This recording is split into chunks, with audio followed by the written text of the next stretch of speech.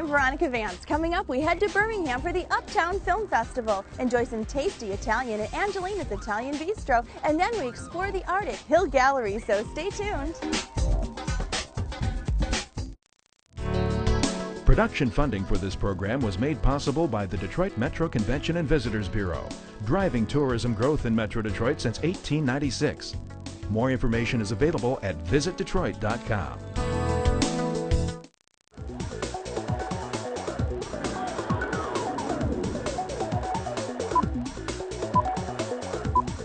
I'm at the Uptown Palladium movie theater in Birmingham, and there's something really exciting going on inside, so let's go check it out.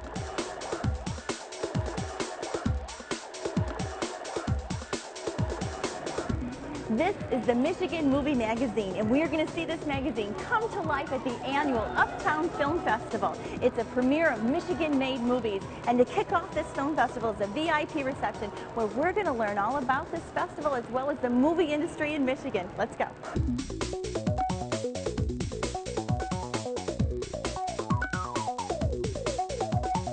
So you're really the man behind the event tonight. This was your idea? You know, it was my idea, but I don't consider myself the man behind the event. The people behind me, the people who made these films, the people who worked on these, they're why the film incentive is successful, and I certainly can take a little bit of credit for that, but they're the people who are really, they're the man. What a wonderful event. I mean, what a wonderful showcase just for everybody involved. It's wonderful. I mean, our phones have been ringing off the hook with folks who want tickets. We're showing fantastic movies with Michigan people, Michigan producers. I'm just like, I'm shaking, I'm so excited. Now, we're actually here at the VIP event, but the film festival is open to the public, to everyone, right? That's correct. You can buy a ticket for $10 and see any of the movies in the course of the weekend. And we hope this will be an annual event so that year after year it will grow and we'll have more and more films. There is a competition. Awards will be given for a number of categories for the best films in partnership with the Detroit International Film Festival. So it's great recognition for local filmmakers, it's great exposure for national filmmakers, and it shows a real variety we have here in Michigan since we became a film center. We hope to be back year after year with this, now the Uptown Movie Festival, and I think it's exciting, and we're going to continue to expand this if we can. Assuming the film credits are in place, we can continue to bring in this kind of action.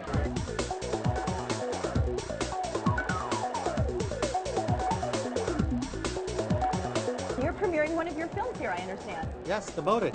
Demoted? Yes. And what a wonderful opportunity to display it here in Michigan because you're from Michigan. Well, not only from Michigan, but we shot it in Michigan, which is even better. The crews are amazing, and I can't tell you how many people on the movies I met said, at the time, there wasn't a full crew base here, so they did bring some people in, and they were all like, we want to move here. Wow. And I'm sure by now they probably have moved here. Yeah. And I really think there's a burgeoning industry here, Yeah. and it just needs the support of Michigan. What do you think about a venue like this here in Birmingham to premiere one of your films? This event I think it's amazing. I get to come home. I have my parents now who are here, and my mom made me chocolate chip cookies. You're quite busy in the whole Hollywood scene in Michigan. I have been? Yeah, Yes, that's great. No, it's exciting. It's exciting. What do you think about the premiere we're having here? Oh, this is fantastic. It just brings an energy to Michigan, to the area, what you're doing with your show. I'm just really proud of all of it. Anne, are you from Michigan as well? Not originally, but I do live here now and absolutely love it. And I'm so excited that this whole film industry is here. Yeah. I like to do the independent films. Yeah. She has the lead role, and I get to see it finally. I get to see her film tomorrow. Oh, you're the lead So. role? One of them. It was a great team that we worked with. Michael Sneed was the director and writer, and it's just a great story with a great message. You guys are both in the movie that we're seeing, that we're premiering here, Kill the Irishman? Jimmy Doon plays Billy the Biker Bill, and Chris Dallas plays Steve Sharippa from The Sopranos' favorite biker guy that he drags out by the neck and it gets into a brawl. We turn the Irishman from a longshoreman into a gangster, our Hell's Angel crew. Whereabouts was it shot? It was shot basically in Corktown. Oh, wonderful. And north of the Fox Theater. Yeah. Wonderful. And so were you on set while it was all going on? Oh, absolutely. We picked all the locations. We made everything happen. Now you get to see an audience reaction I get to see it on big screen. I got to shoot all the explosions, which, let me tell you, I was the closest human to the explosions when they were happening. Yeah. And I got a little blowback, a little sand in the head and that kind of stuff, so it's kind of exciting. Film Detroit. I was downtown all summer long, and we had, you know, probably 15 different films came through there and shot in downtown Detroit. As these movies start rolling out, the tourism benefit to Michigan is going to be tremendous. It is so wonderful to have young people that come in that are real creative, and even our engineers that were in automotive, they get to step outside into a new world and explore their creativity in a different marketplace. It's fabulous, it really is. So pretty exciting you're here capturing all the glitz and glam of the event tonight. It's fantastic. It's a great event for the area. It's bringing in all kinds of talent, and it's an experience that I don't think a lot of people from Michigan get to experience. So these are some of the local actors you've taken pictures of locally? There are not a lot of photographers that know an industry standard headshot in this state. So I just lucked into knowing the background and knowing what casting agents want because I had done it years ago. And now are these some of the people that we've seen in some local Michigan films? Probably. This is Mike Knight. He's going to be in Red Dawn. Okay. Jennifer Kinser's been in, I think, dozens of productions. Yeah. I really commend the folks at the Uptown Film Festival for pulling this together, for an opportunity for us to for everyone to showcase these great Michigan films. The movies that are here, we were involved in the post-production of Annabelle and Bear throughout the whole thing. I actually was the post-production supervisor, got a credit for doing that. Wow. Yes. We've also worked on Little Murder and Home Run Derby. What a great event it's turned out to, and you. wonderful turnout. Thank you. Yeah, we wanted to just not only, you know, show our theaters, but that we are more than just movie theaters here. We have events here, and we just wanted to kind of transform our location and show everyone what we can do. I think it's absolutely superlative that everybody from all walks of life are coming out to support this. Okay, well, it's about to start, the main event. We're all piling in.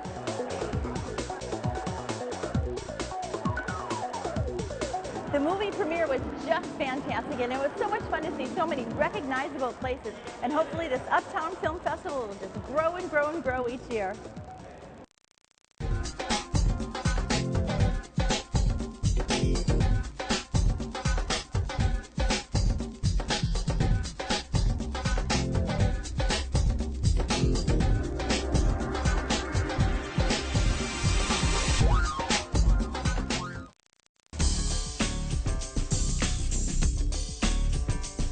You know those cozy Italian restaurants that you see in the movies?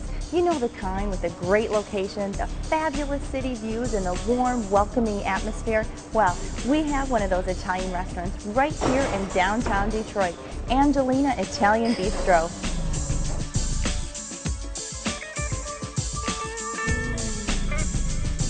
We're in the old Madison Theater? The old Madison Theater, and it's right on the corner of Broadway and Grand Circus Park, right across the street from the Detroit Opera House, Comerica Park, down the street from the Fox, and we're right on the People Mover. So anywhere that the People Mover goes, people can get to us, or come here for dinner and go there. So it's just easy access, yes, right in the heart of it all. absolutely. And you guys have just had rave reviews of your food as well. It's nice to hear not just the reviews from the press, but when people come in and say, I've had a fantastic time, I'm taking a stack of cards, I'm emailing all my friends, it's really nice. You've also mentioned you've got a lot of local Detroit touches in here. Can we go kind of take a peek at some of those? So Tom, this pretty sweet design, or whatever you call sculpture, was done by a local artist? It was. I mean, we wanted to have, because the windows are open and it's a beautiful space, we didn't want anything that was going to block the view from the bar to the beautiful park here in Comerica Park and the Opera House. We talked with one of the local guys, Jason Huffines, and he's with Dormouse. He gave us a prototype, and we were totally knocked out. We said, this is exactly what we want. It's very nice and airy. You can see through it. They incorporated it into our wine cabinet here. Oh, sure. I mean, they did a beautiful job. They did the beautiful steel work on the back bar, and they incorporated the wheat type things as well in that. The other piece of artwork is the chandelier. Ooh. One of the people that was working for us, Erica Bartels, was a CCS graduate. She says, look, I have a friend of mine, Lucy Olachowski. She's an amazing glass blower. She says, I think the two of us can work together and figure something out. It's 150 pieces of individual blown glass Erica helped work on the harnesses, and Lucy did the glass blowing. Yeah, very pretty. And the one last piece of art that we had was we wanted people to remember what the building was, and that was the Madison Theater. That's a painting from a 1928 photo. Oh, it's a painting. It actually looks like an actual photograph. Yes. So this again is the Antipasta Yeah, bar. we call it the Antipasta bar. I mean, we wanted an open kitchen. If you wanted to, you could be really on the firing line here. We make all our pasta from scratch, our pizza from scratch. We smoke our own fish, cure our own meats. We do have people that come in. I want to sit at the Antipasta bar. I want to see what's going on in the kitchen. So you've got a very nice, spacious dining room here. Yes, we seat about 100 people. The bar, in addition, seats about 30. Okay. And then we have a little private dining room that we can get about 15 people in.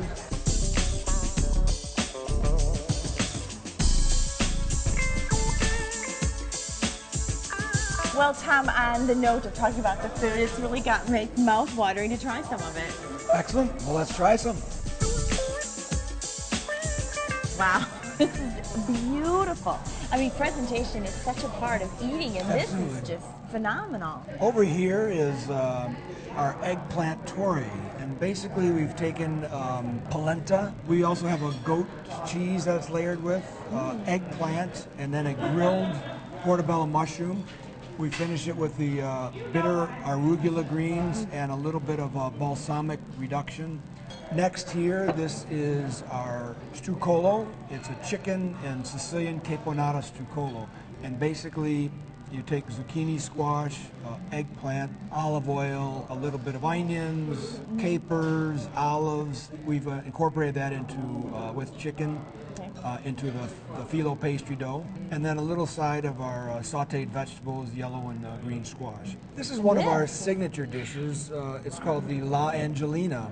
This is an artisan salami. Okay. Mortadella. This one has pistachios. That is a mousse made with bay scallops. This is a smoked salmon. And then we have the different roasted vegetables here. This is the bruschetta, Tony Soprano's favorite. Yeah. Grilled fennel, grilled asparagus, and grilled green onions here. And of course olives to go with that. These are handmade ravioli, and they're stuffed with ricotta cheese, and we put thyme, oregano, and basil. We do a white wine butter sauce with the roasted garlic and the tomatoes, and then the artichoke hearts. And then finally, this is only one of our desserts: dark chocolate, white chocolate, milk chocolate, dark chocolate crumbles on the top, and finished with chocolate in the midleaf, and it's absolutely amazing. We also make a traditional tiramisu. She makes apple tarts and cakes, cookies, all sorts of things. Wow.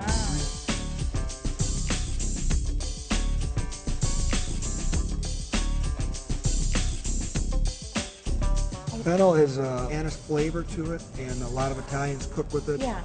And the salmon smoked right on the premises. Ooh, that's good. Bridolo. Tony Soprano would be happy, right? Scallop mousse. This is so beautiful. We have that's nice. I'm so excited to try this. The polenta, which again is my favorite here. But the polenta, like I said, I've had polenta before, and Chef Joel's polenta is just... That is phenomenal. That is so good. So light. That balsamic taste on it, that's delicious. Oh, this asparagus is phenomenal.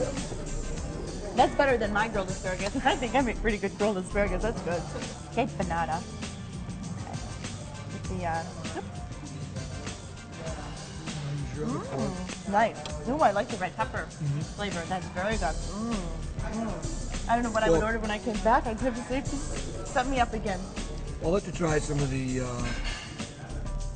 ravioli. Now this is all homemade. All your pasta's homemade. Oh yes, and it's really a struggle sometimes to keep up. And he's sometimes in here 12 hours a day making pasta. And oh, the sauce on that is so yummy. Again, butter wine, you said? Yeah, butter white wine, butter. And this will we need change. taste TV. This is delicious. Hopefully that's not too big for you.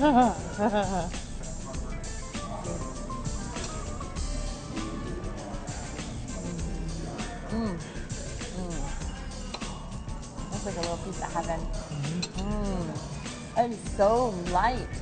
They could easily eat that whole thing because it's not that heavy.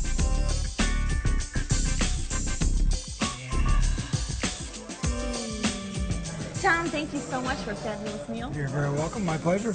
And if you are looking for scrumptious Italian food, beautifully prepared, then look no further than Angelina Italian Bistro, right in the heart of downtown.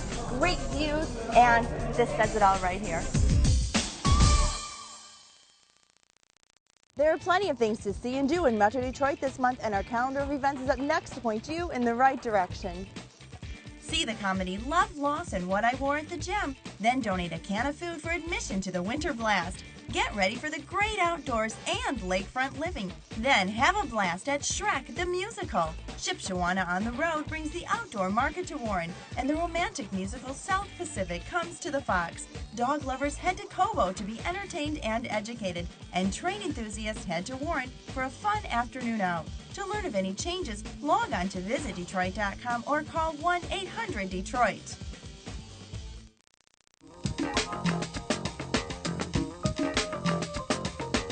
Hey, if you're looking for culture in the D, we've got a ton of art.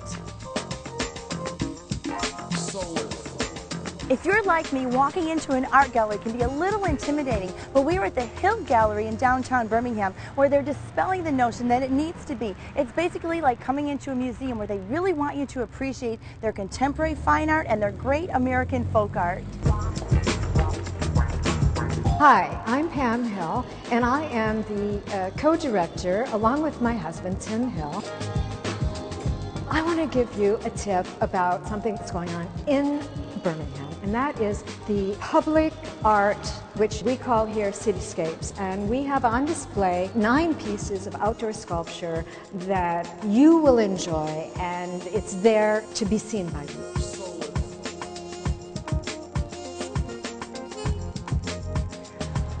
It was okay that I did that.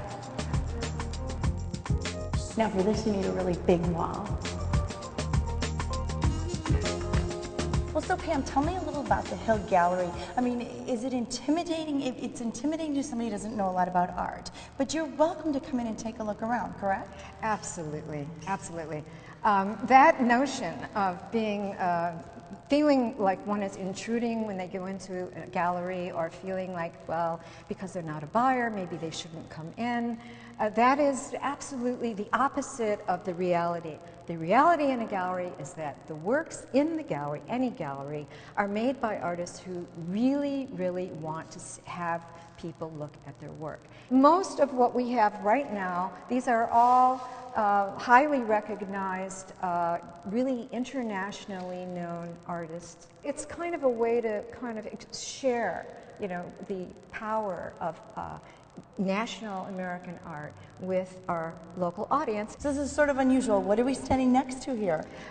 This piece is made by an artist whose name is Gene Heinstein, a New York-based artist. And Gene deals with simple shapes, but the making of the pieces are very complex, and the fact that it is floating in space. It's weightless. So how a piece of art is presented has a lot to do with our response to it. I know what I'm thinking about, wonder what she's thinking about. I'm thinking about, why am I standing like this? So you have a mixture of contemporary art, but then you also have folk art in here, correct? That's right. So right here, this is a piece that comes out of the field of American folk art. Folk art. Father Time is a symbol that we see, you know, all the time. And Father Time here, who is pointing down to Earth, and he's suggesting that morality and ideal behavior should be now, because the symbol of death, the scythe, is saying, look, your life may not be forever. So this is a great example of folk art, but behind us, this is an awesome contemporary piece. This piece is by a very important American sculptor, Mark de Souvero. And Mark does large-scale works. He's in museums all over the world. And his work, some of Mark's pieces actually get up to 72 feet in the air. This would be a small piece. This is, but it's an exquisite piece. So what we have is cut steel that looks like it's easy to do. It's very difficult to cut steel. And then we have this element at the top that spins. And then we have another element above that also moves. So we basically have a double motion going on. So we've got some lovely stainless steel here. Behind me we've got Anne, and I'm thinking about going pink too. So what do we have here? One very abstract piece and then one piece that certainly is quite different. Can you explain the dynamic? Yeah, Exactly. exactly. And again, this is a kind of juxtaposition or a placement that Tim and I really like to do in the gallery, because we like to show how things are somewhat similar and how they're very different. So in this case, the similarity is color. And so we have, you know, red, green, white, blue, and the same red, green, white, blue happening over here. Right. And but this is a really exceptional example of a Native American Sioux Indian vest.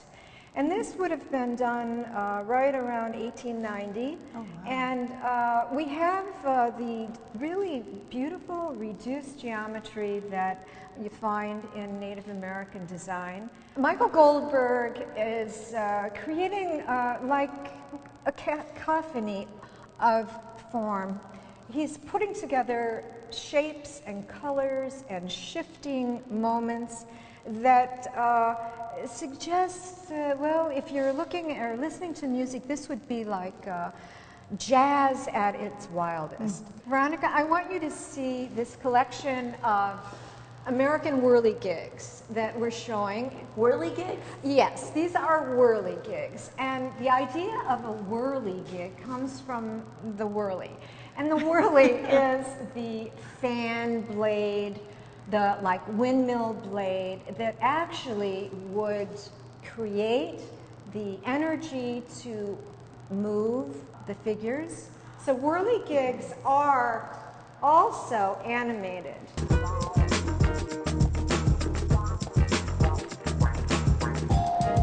This is Philip Pearlstein. He's an American expressionist. Philip is in over 65 museums. Wow. At just about every museum you can name owns at least one Philip Pearlstein. There's an abstraction and there's a lot of realism in Philip's work. Well, Pam, thank you so much. Thank you. It's my pleasure. I loved it. You've been so informative and so educational. Thank and you. the Hill Gallery really is making art accessible to everyone. Great job you're doing Thank here. you, and we hope to have lots of visitors.